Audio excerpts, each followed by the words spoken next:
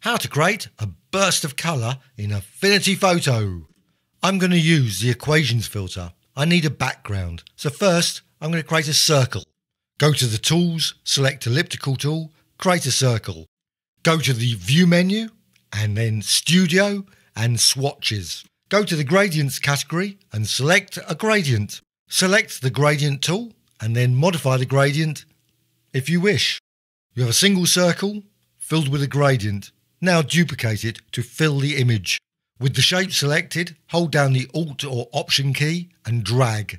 Repeat this over and over again to completely fill the design. You can modify the size of the shape if you wish. There are, of course, many other ways of creating colourful backgrounds. You could import, use filters, etc. You may wish to create a very basic background or perhaps a more complex background. Go to Layer menu and Merge Visible. Remove the other layers.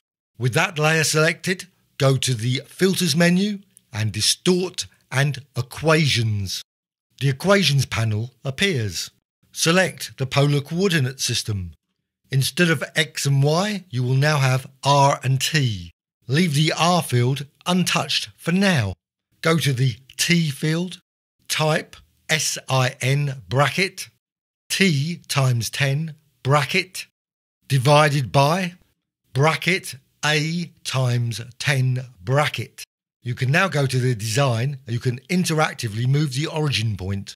Go to the extend mode at the bottom of the panel and set to mirror. To see more of the design, go to the R field and put R times 5 or R times 10. You may find that 10 is a bit extreme.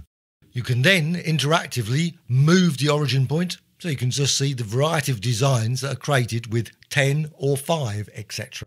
A better solution is to use a parameter, and I will do that later.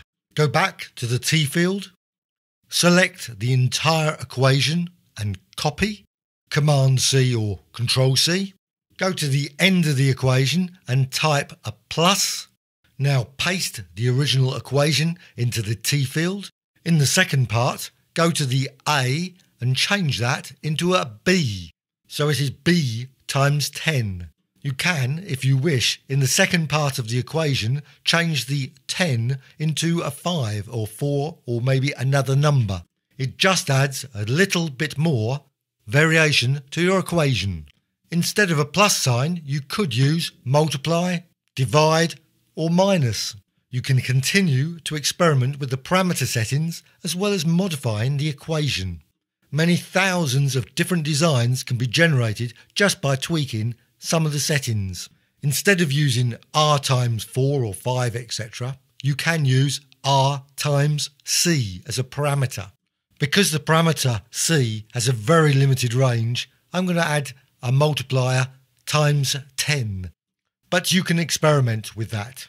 You can now zoom in and zoom out. You can, of course, use the A and B and C multiple times in your equations. I'm going to add another C, so C times 100 plus to the second part of the equation. Go and experiment with the A, B and C. Change the parameter to see a whole range of different designs. You can still go to the screen and move the origin point, so you can move it around to find what's the best position for your design. You could, of course, create additional layers and apply the same effects to those, and then combine them using blending modes via the Layers panel. You can always import your own images for a start point for the effect, as well as use gradients and patterns, etc. Always remember, once you're finished, click Apply.